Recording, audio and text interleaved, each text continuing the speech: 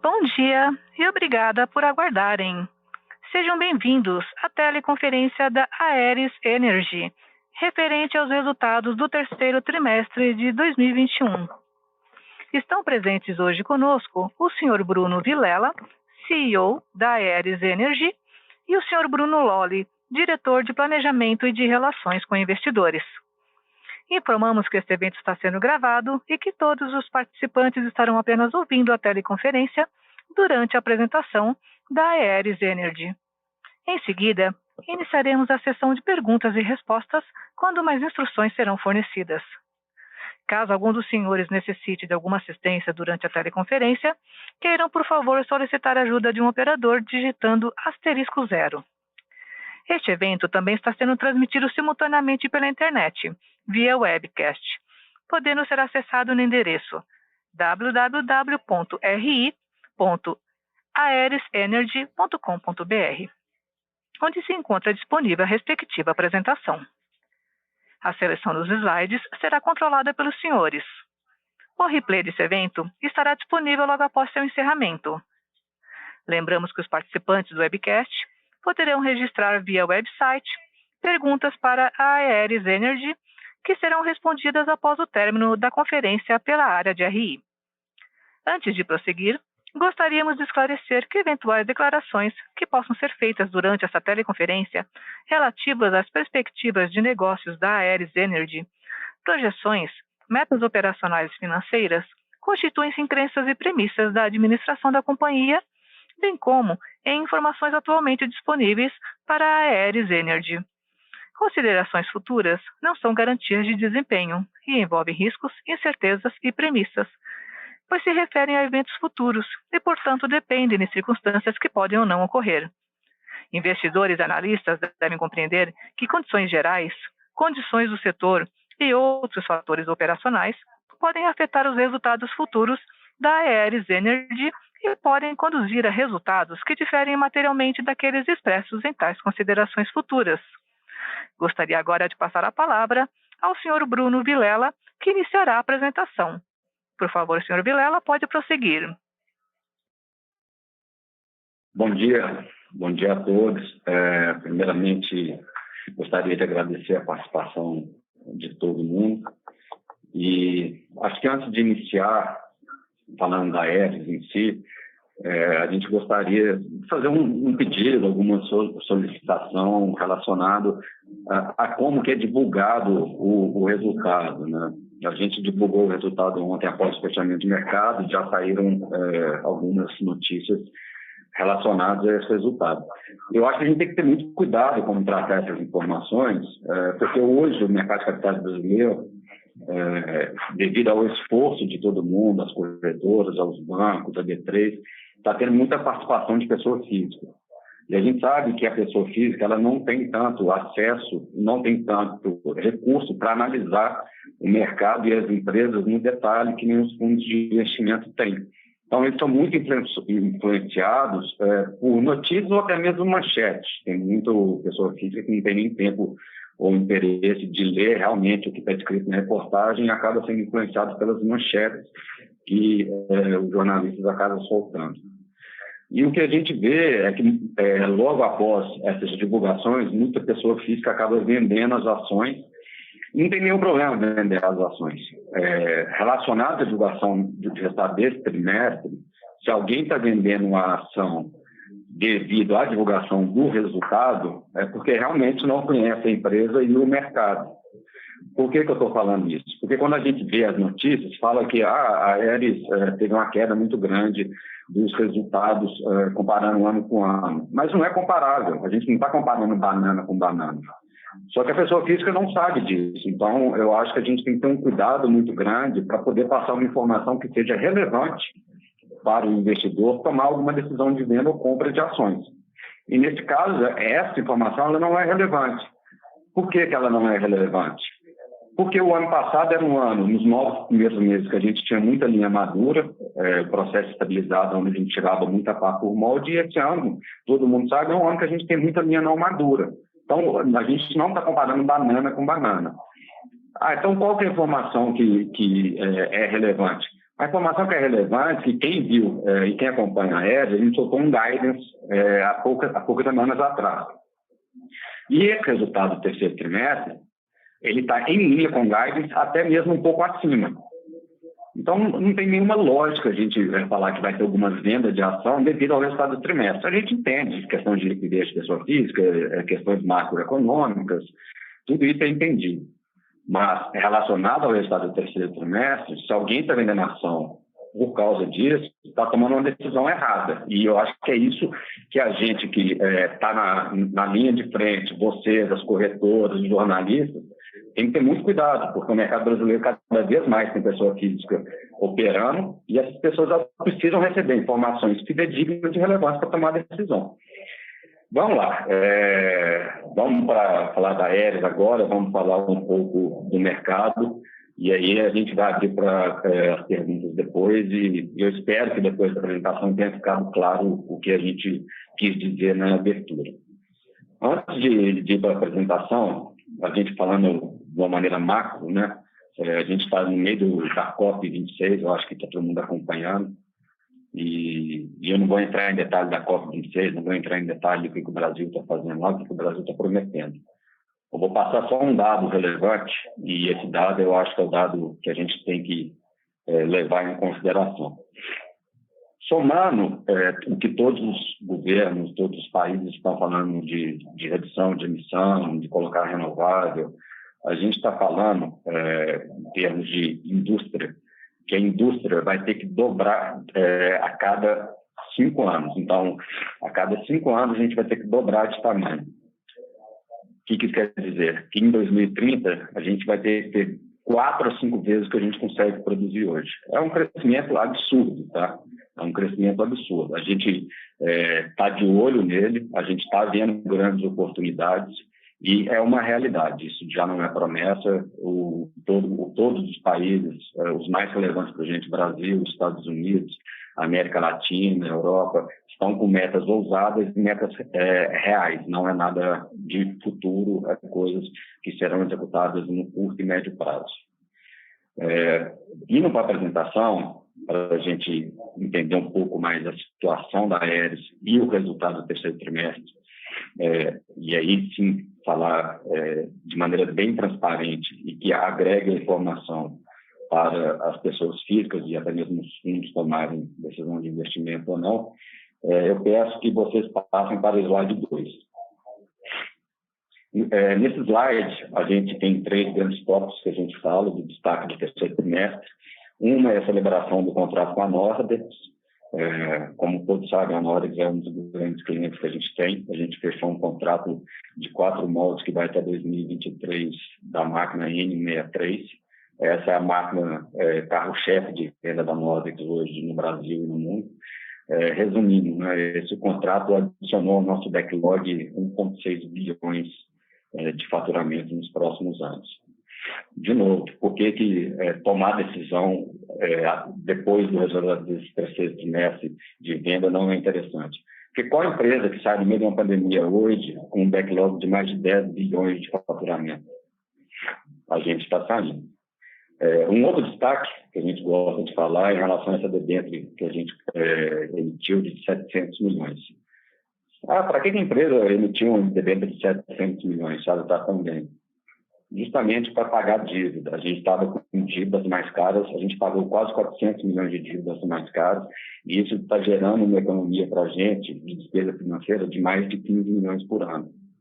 Então, é simplesmente uma estratégia inteligente de redução de despesa financeira. E o que a gente tem em caixa hoje, só para informação, paga o principal da nossa dívida até 2025. Então, a gente está com caixa muito saudável. E teve também, no terceiro trimestre, a divulgação das nossas projeções para o final de 2021 e para o ano de 2022. Por que a gente divulgou projeção, sendo que no Brasil não é tão comum as empresas fazerem essa divulgação? Porque a Aeres é uma empresa muito transparente. A gente não quer deixar ninguém no escuro. E mesmo que essa divulgação seja para reduzir as projeções, que nem foi, e aí sim é uma informação que poderia direcionar venda ou compra de ações, não a divulgação do terceiro trimestre, a gente teve uma projeção de redução. A gente sabe que com a pandemia teve aumento de quase todos os commodities, o que influencia o preço de matéria-prima e também o preço de logística.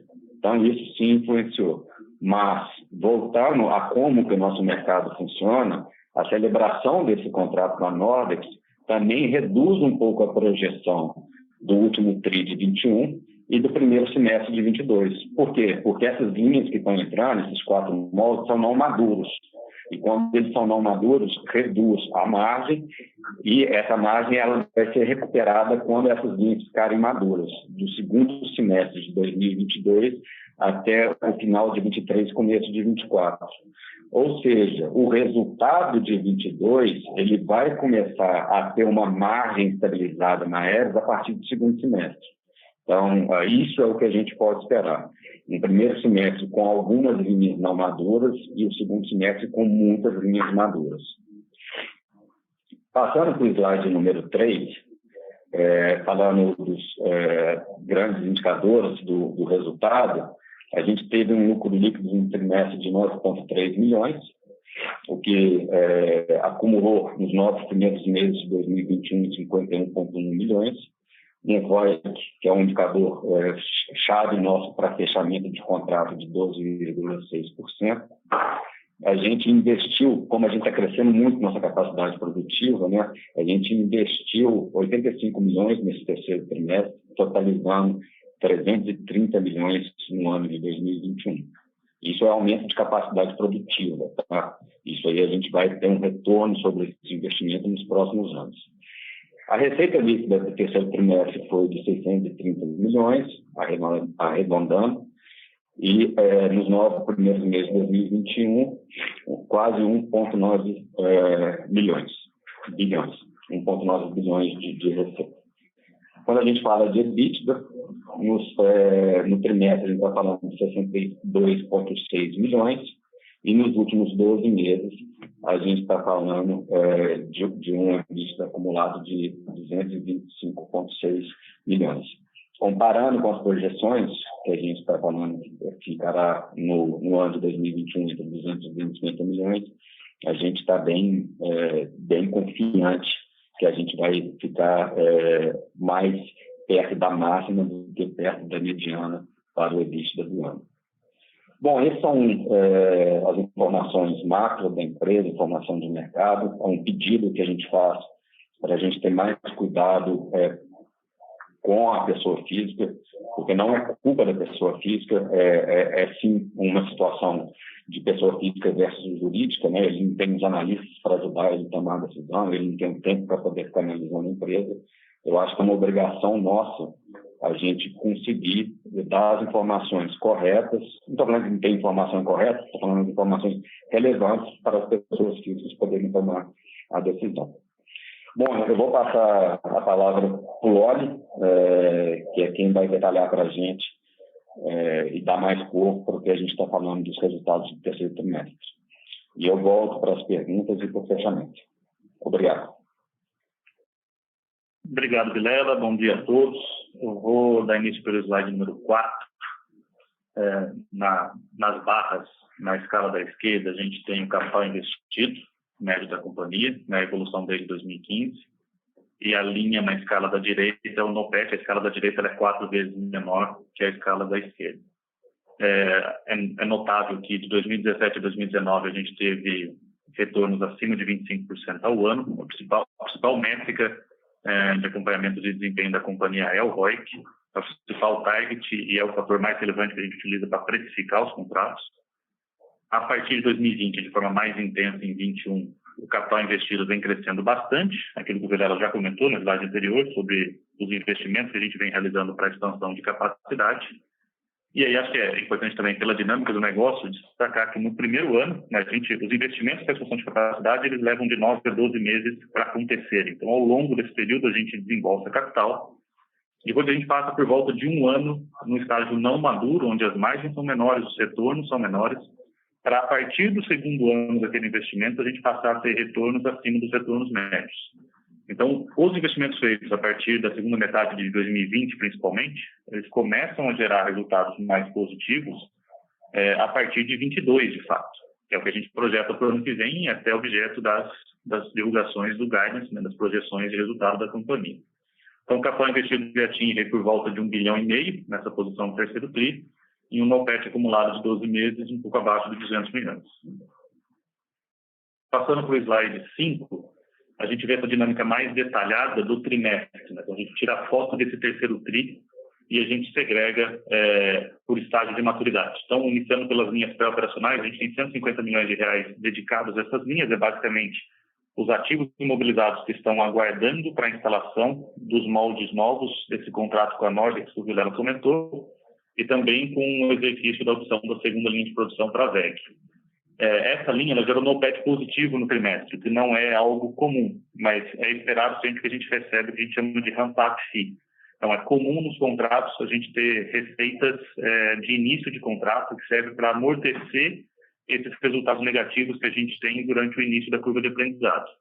E aí, quando a gente olha as linhas não maduras, o capital investido já é de 560 milhões com um NOPAT negativo. É, de fato, o período mais crítico, é o período de estresse, onde a gente começa a aumentar o volume de faturamento para essas linhas não maduras, ainda com uma diluição muito ruim de custo fixo, principalmente associado à mão de obra direta e indireta desse contrato. A boa notícia é que essas linhas não maduras, elas, no curto prazo, amadurecem e passam a gerar resultados muito melhores. Quando a gente olha de forma isolada as linhas maduras, nesse trimestre a gente já atingiu margem de 12,5%, margem EBITDA de 12,5%, com um ROIC de 26,1%. Essas linhas maduras elas continuam sendo negativamente afetadas por pandemia, mas de uma forma muito menos intensa do que aconteceu no primeiro semestre de 2021.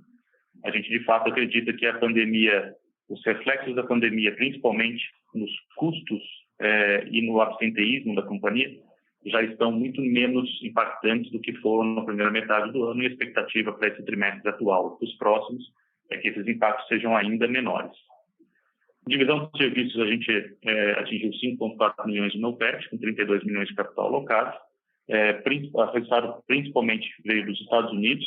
A gente tem uma equipe crescente nos Estados Unidos, prestando serviço, deixando os clientes satisfeitos. É um mercado bastante relevante, a gente projeta mais crescimento ainda para a divisão de serviços lá nos Estados Unidos. Então, no todo, nesse trimestre, a gente tem, como eu comentei, por volta de 1,5 bilhões de capital alocado, o NOPAT do trimestre de 45 milhões, que dá um ROIC anualizado um pouco abaixo de 13%. Indo para o slide 6, a gente olha a evolução da receita da companhia, a gente não tem grandes alterações no mix de mercado externo e mercado local. Receita de serviços ficando um pouco mais relevante, aí eu já destaquei a participação dos Estados Unidos nisso. E o crescimento de receita nesse trimestre, como a gente não teve mudanças bruscas no câmbio, na taxa de câmbio médio e nem no volume de produção em megawatts, essa receita ela vem de fato de aumento de preço médio, e esse aumento de preço ele é consequência de um aumento de custo. Então, os insumos continuam subindo de preço para a fabricação das pás, assim como os custos logísticos continuam aumentando, e a gente tem o direito de repassar isso integralmente para os nossos clientes. Em alguns casos, esse repasse ele não é 100% feito dentro do período, né? Ele tem uma variação e uma passagem de custos, de preços de um período para outro. Isso também aconteceu nesse trimestre, então no quarto TRI, a gente espera ter alguns reajustes de preço para os clientes relacionados a custos extras que a gente teve no terceiro TRI. Indo para o slide 7, o Vilela já comentou do nosso EBITDA acumulado de 12 meses de 225,6 milhões, e aí o destaque principal para as margens nesse trimestre, a gente escalou de 9,3% para 10% de margem EBITDA, atingindo 62,6 milhões, e aí eu já comentei a participação mais relevante das linhas maduras, que atingiram margem de 12,5%. Passando para o slide 8, a gente está falando dos investimentos da companhia, então a gente já atinge boa parte do capital investido para o ano. O quarto trimestre de 2021, ele vai representar o menor investimento que a gente realiza nos 6 semestres desde da metade de 2020. A gente está chegando, de fato, muito perto da conclusão desse ciclo de investimento para a expansão da capacidade, mas a gente ainda tem algum volume de investimento associado principalmente a esse novo contrato com a Nordex, sendo que parte desse investimento ele é reembolsado pelo cliente. Indo para o slide 9, a gente tem uma foto da fábrica às vésperas do IPO, no terceiro TRI de 2020. E quando a gente olha no slide seguinte, no slide 10, a gente tem a construção dessa mesma localidade, então a foto representa a mesma posição do centro de distribuição. Então, tem 35 mil metros quadrados, já está operacional. Esse novo centro de distribuição ele permite um melhor controle, uma melhor gestão de materiais diretos e também uma otimização do fluxo. Então, a gente tem um volume menor de movimentação de materiais, isso é bastante crítico para a otimização do processo, e a gente espera capturar parte desses benefícios nos próximos trimestres em melhoria de margem. No slide seguinte, a gente vê o mesmo conceito, né, a foto no final do terceiro trimestre de 20, do que a gente chama de P103. A gente usava na época exclusivamente para armazenamento de produto acabado, esperando o cliente vir coletar o produto e mandar para os parques eólicos.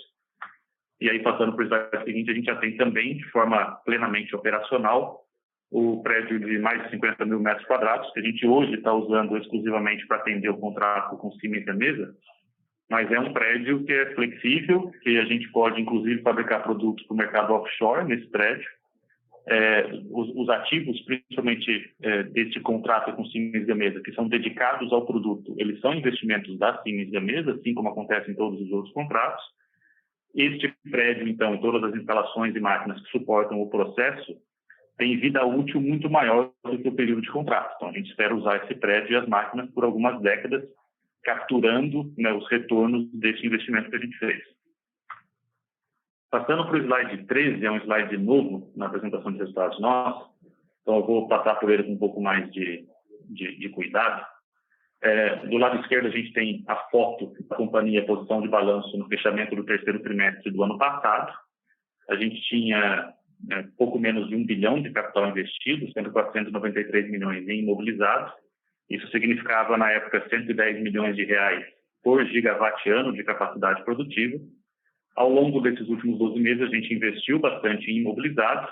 A gente dobrou a capacidade produtiva. É óbvio que a gente ainda não está usando essa extensão de capacidade de forma plena, mas a gente tem uma diluição no custo do imobilizado por unidade de capacidade, né, por gigawatt-ano, então sai de 110 para 103 milhões.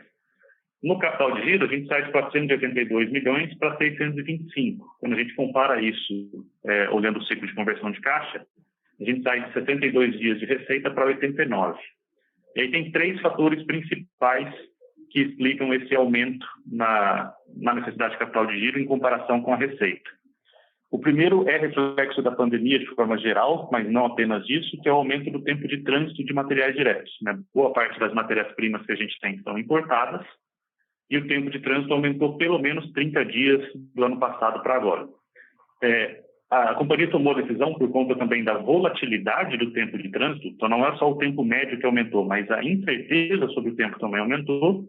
Então, a gente toma uma decisão antecipada de aumentar os estoques de segurança para garantir que a gente não tenha disrupção na linha de produção por falta de materiais. Então, o segundo principal fator é aumento de estoque de segurança. E, por fim, de forma menos importante que os 2 primeiros fatores, é o aumento no ciclo médio de fabricação do produto. Como a gente tem um volume de linhas não maduras mais representativo, o ciclo de fabricação durante essa curva de aprendizado, durante o estágio não maduro, é maior do que quando a gente compara com uma linha madura. Então, isso também resulta em mais necessidade de capital de giro. Na parte de baixo, ainda do lado esquerdo, a gente vê de onde veio o dinheiro. Então, a alocação do dinheiro, né, os usos em imobiliário de capital de giro e as fontes dos recursos através de capital próprio e capital de terceiros. Na posição pré-IPO, a dívida líquida representava 82% do capital investido da companhia, com uma relação dívida líquida e EBITDA de 3 vezes.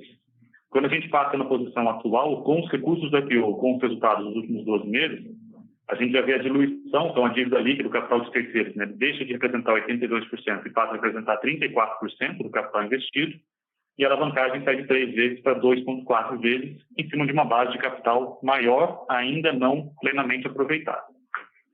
Quando a gente olha a composição da dívida bruta, né, a posição de caixa, ela representava menos de 25% da dívida bruta no final do terceiro tri de 2020, isso era menos de 30 dias de receita, e agora a gente tem uma posição muito mais confortável de caixa, que a Vilela comentou, ela representa hoje mais de 60% da dívida bruta, então a gente tem uma boa cobertura do endividamento total, e corresponde a 129 dias de receita. Acho que mais importante até do que a posição de caixa são as características dessa dívida bruta. Então, ela sai de uma dívida que custava CDI mais 4,5 ao ano, com um duration relativamente curto, de 1,3 anos, e passa a ser uma dívida de CDI mais 2,4, na média, com um duration bastante longo, de 3,7 anos. Acho que o ponto importante aqui, essa mudança de perfil de dívida, ela economiza em resultados financeiros, em despesas financeiras, mais de 30 milhões de reais por ano para a companhia. Só que neste primeiro ano, em 2021, a gente, de fato, alocou boa parte desse benefício, quase 90% desse benefício, para pagar os custos associados à antecipação dessas dívidas. Então, em 2021, essa mudança toda de perfil não gera resultado líquido positivo para a companhia, mas a partir do próximo ano, a gente, de fato, tem uma redução nas despesas financeiras bastante importante. Explorando um pouco melhor esse duration de 3,7 anos, no slide 14, a gente vê, sim, o cronograma de amortização das dívidas. A Vilela já comentou isso no início da apresentação. A posição atual de caixa de 900 milhões ela é suficiente para cobrir as amortizações até o final de 2025. Mais importante do que isso, né? Essa posição atual de caixa, ela nos dá bastante conforto para que a gente cresça o ano que vem. Então, o guidance, né, as projeções de resultados nossos já denota esse crescimento de 40% a 50% da receita no próximo ano. A necessidade de capital de giro naturalmente aumenta e a posição de caixa já é suficiente para cobrir isso, sem que a companhia precise ir ao mercado em 2022. Como é um ano eleitoral, né, a gente preferiu antecipar a captação para 2021 para nos dar bastante tranquilidade para cobrir capital de giro ao longo do ano de 2022, que tende a ser um ano com maior volatilidade, maior estresse no mercado financeiro. Passando para o slide 15, a gente mostra a evolução do potencial de ordens cobertas por contratos de longo prazo. A gente sai no quarto trimestre de 2020 de uma posição de 8,8 gigawatts, com uma posição atual de 12,7 gigawatts. Que a Vilela comentou, isso representa quase 10 bilhões de reais, né, de contratos que a gente tem. E um ponto importante de destacar aqui também é que a potência média dos aerogeradores que estão nesse backlog é de 5 megawatts. Então, a gente sai de uma entrega atual que é menos do que 4 megawatts por set para uma posição de backlog de 5. Então, é evidente que os produtos continuam crescendo e que as linhas de produtos que a Aeris está fabricando hoje e projeta fabricar nos próximos anos são os produtos que tendem a ser os campeões de vendas dos nossos clientes. Acho que um outro ponto, né, por fim, que vale destacar nesse slide aqui é que as vendas, né, os contratos que a gente assinou em 2021, principalmente com Siemens Gamesa e com Nordex, representa mais do que 2 vezes o volume de entregas projetado para o ano. Então, isso denota, mais uma vez, que a companhia continua a crescer, já que o volume de pedidos é maior do que o que a gente vem entregando. Indo para o slide 16, a gente tem a evolução das linhas de produção. Nesse trimestre, a gente teve o descomissionamento de 3 linhas, né, uma delas associada a essa transição de contratos com a Nordex. Aqui a gente consegue ver de forma mais clara que a partir de meados de 22, como o Vilela comentou, praticamente todas as linhas de produção vão estar no estágio que a gente já classifica como maduro. Isso deve durar pelo menos até o final de 23, mas potencialmente entrando por todo o ano de 2024, considerando aqui a premissa de que esses produtos são os principais produtos do portfólio dos nossos clientes. Passando por fim, então, para o slide 17, a gente só está demonstrando e reiterando a projeção de resultados para a companhia, tanto para o ano de 2021 quanto para 2022. Então, a gente projeta um crescimento bastante importante para o ano que vem. Nas incertezas desse guidance, né, nesse range de resultados que a gente tem, principalmente para 2022, a gente já está considerando um nível de estresse no mercado, principalmente associado a materiais diretos, um nível de estresse acima do normal. A gente espera que ao longo de 2022 as incertezas relacionadas ao fluxo de materiais diretos reduzam e a gente possa, ao longo do período, estreitar a faixa de incerteza na projeção de resultados. Eu concluo, então, a apresentação de resultados e eu retorno a palavra para a operadora. Obrigada. Iniciaremos agora a sessão de perguntas e respostas. Caso tenha alguma pergunta, pressione *1 em seu telefone. Se a qualquer momento sua pergunta for respondida, digite *2 para se retirar da fila. As perguntas serão respondidas à medida que forem recebidas. Solicitamos a gentileza de tirarem o fone do gancho ao efetuarem a pergunta. Dessa forma, uma ótima qualidade de som será oferecida. Por favor, aguarde enquanto postamos as perguntas. Nossa primeira pergunta vem de Lucas Esteves, do Santander. Bom dia, Vilela, Loli. Primeiro, parabéns aí pelo trimestre. Obrigado pela oportunidade de fazer a minha pergunta. Gostaria de falar um pouco de como está a estratégia para o mercado offshore, dado que é uma das potenciais alavancas de crescimento para a companhia nos próximos anos. Houve algum desenvolvimento nesse front? Vocês esperam anunciar algum investimento relevante ou novos contratos nos próximos meses, dado que, como a gente pode ver no slide 16 ali, a partir de 2023, algumas linhas de produção passam a ficar ociosas?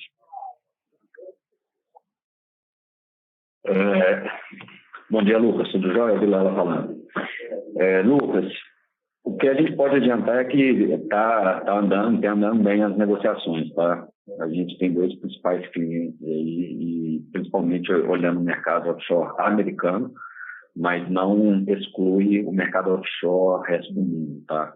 Então, a gente tem oportunidades de produzir para offshore hoje no Brasil, até já respondendo uma das perguntas da web também, a fabricação de power offshore, para a gente, ela é bem similar à power onshore. Então, na nossa fábrica hoje, a gente já tem capacidade de produzir power offshore, mas ano que vem a gente está sendo tomado, como a gente já sabe.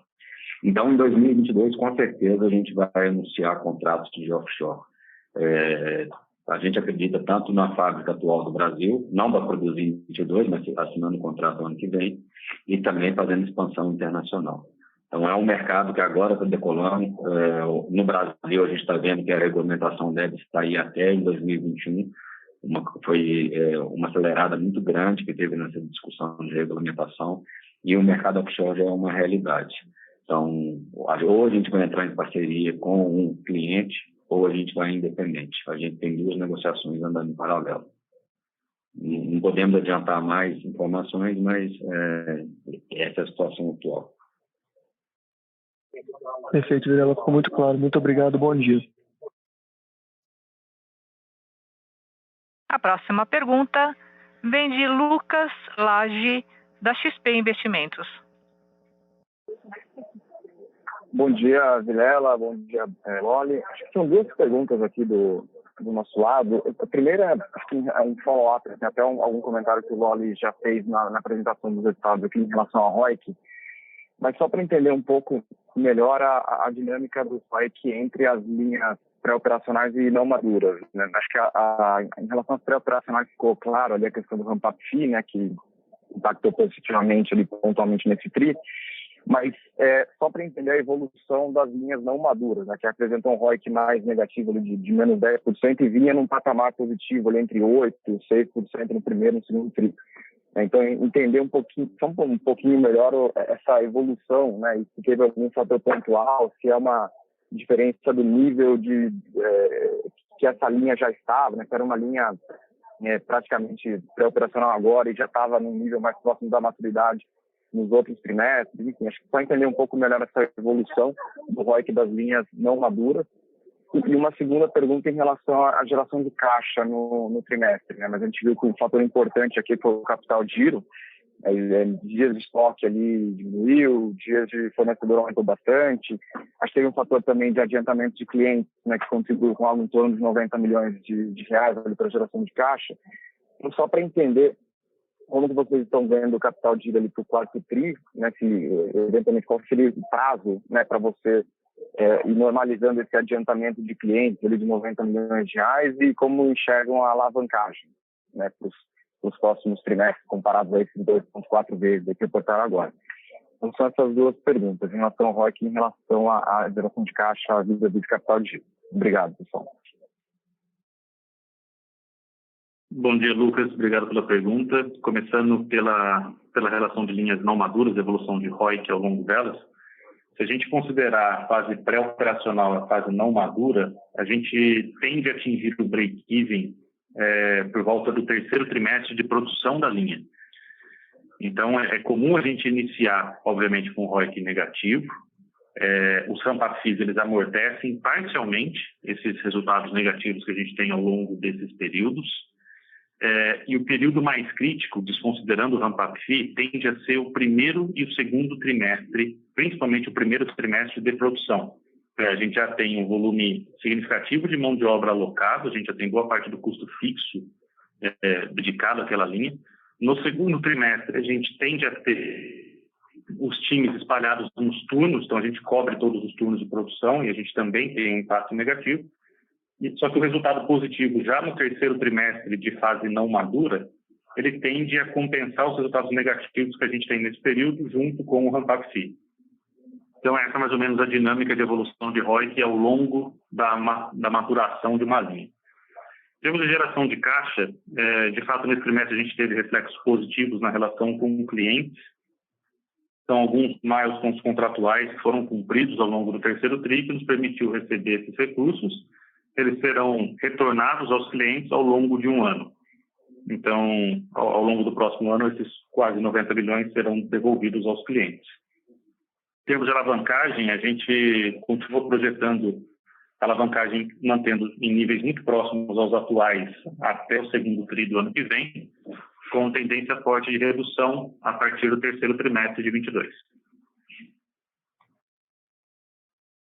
Perfeito, muito claro, Wally. Obrigado e bom dia. A próxima pergunta é de Fernanda Oliveira, do BTG Pactual. Oi, Loli, Vilela, obrigada por pegar a minha pergunta. Tem duas perguntas. A primeira, eu queria explorar um pouquinho o que vocês estão vendo de dinâmica competitiva, né? O Vilela abriu o COC falando da COP26, que a expectativa de demanda está muito forte. Se vocês puderem comentar aqui como é que vocês estão vendo aí a entrada de novos players e também como é que está a competição com os players já presentes, principalmente CPI. E o segundo ponto a gente viu aí um salto da receita de serviços. Queria entender o que vocês estão vendo para frente, se a gente deveria continuar a ver a receita de serviços se expandir, se tem uma expectativa de aumentar, ou deveria ficar nesse patamar de 3%, 4%. Obrigada. Bom dia, Fernanda, tudo bem? Fernanda, respondendo a sua primeira pergunta, que nem a gente comentou, né? Eu acho que o crescimento da capacidade produtiva vai ser absurdo nos próximos anos, e aí de todos os componentes, não só a pá. E se você perguntar, vocês enxergam novos entrantes? Não, a gente não escuta sobre novos entrantes, a gente não vê nenhum novo entrante, seja como concorrente, seja como potencial cliente, tá? É um mercado que com muita barreira de entrada, que nem a gente comenta, e a gente não vê nenhum novo entrante, seja como cliente ou concorrente, desde que a gente entrou no mercado, né? A gente entrou em 2010, globalmente. Em relação ao cliente também não. Em relação ao cliente, o que houve foi uma consolidação, e essa consolidação acabou gerando clientes mais saudáveis. Então, é uma oportunidade muito grande que toda a cadeia tem. A gente vai ter que estar muito próximo para conseguir capturar essa oportunidade. Não enxergo novos entrantes e eu acho que é um crescimento muito agressivo. Ele tem que ser feito de uma maneira muito racional para que ninguém saia atropelando ou dando um passo maior do que a perna. Mas vai ser um crescimento muito significativo para todo mundo, com certeza. Em relação à receita de serviço, ela vai crescer, ela vem crescendo muito, quase que dobrando de tamanho ano a ano. Mas também a nossa receita na fabricação de pá vem crescendo. Então, em termos percentuais, a gente acredita que ela pode chegar até 5% do faturamento da empresa, mas não vai chegar mais do que isso, porque a gente continua vendo um crescimento muito grande no faturamento de pá também. Então, vai sair de 3, 4, que nem você comentou, para 5, mas é difícil de passar disso, porque a receita na fabricação de pá também aumenta. Perfeito, obrigada pela resposta. Senhoras e senhores, lembrando que para fazer perguntas, basta digitar *1. Por gentileza, aguardem enquanto coletamos as perguntas. Temos uma pergunta da webcasting, de Alberto. A empresa possui alguma perspectiva de aumentar o mix de produtos no produto? Bom dia. Bom, Alberto, sim, a gente já vem falando isso frequentemente, né? A gente está com uma parceria aí que vem evoluindo rápido até. A gente já está com componentes sendo testados, tá? Já produzidos, sendo testados, e componentes mais voltados no setor de transporte elétrico. Assim que a gente tiver informações mais concretas de contrato assinado, potencial desse cliente, agora a gente vai divulgar. Mas a resposta para a sua pergunta é sim. A gente já está com o produto rodando aí para fazer teste e estamos também capturando outras oportunidades. A próxima pergunta, também da web, é de Josh Milberg, do Morgan Stanley. Bom dia a todos e obrigado pelo call. Poderiam discutir o potencial de assinar novos contratos onshore no próximo ano e, especificamente, endereçar a possibilidade de resumir negócios com GE? E, junto com isso, poderiam elaborar sobre o ponto que fizeram relacionado com seus produtos ser campeões de seus clientes. Isso implica zero ou quase risco associado com novas transições nos próximos 2-3 anos? Muito obrigado. Bom dia, Josh. Tudo bem? Josh, em relação à oportunidade onshore, sim, a gente discute isso frequentemente com os nossos clientes, porque a gente está vendo que o mercado está muito aquecido. Então, o lado positivo é que a gente não está discutindo novos modelos, né? Porque os novos modelos acabam criando as linhas não maduras, que nem a gente está falando. O que a gente está discutindo com eles é acrescentar moldes ou até mesmo estender contratos. Isso tudo relacionado ao onshore. Então, a gente ainda enxerga o onshore aí no curto e médio prazo como o carro-chefe da empresa, sem dúvida nenhuma. É um mercado muito grande. Especificamente sobre a GE, o que a gente está vendo é que a GE, não sei porquê, ela está perdendo um pouco a competitividade no mercado onshore. Hoje, se você for olhar o mercado brasileiro, Vestas e Nordex vem na liderança, Siemens Gamesa vem também em terceiro lugar. E no mercado americano também. No mercado americano você vê muita GE sendo instalada hoje. Então, quando você vai fazer análise de mercado, você vê muita instalação de GE hoje, que são pás ou componentes produzidos nos últimos anos, mas a gente não vê tanto backlog da GE crescendo em onshore. Não sabemos se é problema de máquina, se é máquina que não está tão competitiva, ou se é um foco dela grande no mercado offshore. Isso a gente não tem essa informação. Mas sim, se tiver um potencial adicional de GE onshore, a gente tem um relacionamento muito bom com eles e com certeza eles vão acabar buscando a ETS como um parceiro. Josh, bom dia, o Loli falando, complementando a resposta do Vilela sobre os produtos que a gente vem produzindo hoje, serem os campeões de venda. De fato, quando a gente olha o portfólio dos nossos clientes, né, principalmente para Vestas, Nordex, Siemens e obviamente também a VEG, os produtos que a gente produz hoje, com múltiplas linhas de produção, são produtos que são os que mais vendem no portfólio deles. A expectativa nossa é que esses produtos continuem sendo o carro-chefe dos nossos clientes pelos próximos 2 ou 3 anos. Então, de fato, isso reduz o risco de transições de grande magnitude ao longo dos próximos anos. Que nem o Vilela comentou, a maior probabilidade aqui é aumentar ainda mais a quantidade de linha desses produtos, né? O que gera muito menos estresse em termos de curva de aprendizado, porque a adição de linhas de produção de produtos já conhecidos, eles tendem a amadurecer em 1 ou 2 trimestres no máximo. Com licença, encerramos neste momento a sessão de perguntas e respostas.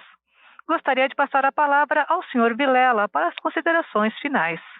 Por favor, Sr. Vilela, pode prosseguir. Bom dia, gente. De novo, né? Desculpa a gente ter demorado mais do que a gente vem demorando na divulgação de resultados, mas de maneira bem transparente a gente tenta responder todas as perguntas. A gente acredita que respondendo todas as perguntas, se alguma pergunta não foi respondida, por favor, entre em contato com o nosso RI, que a gente vai responder com certeza.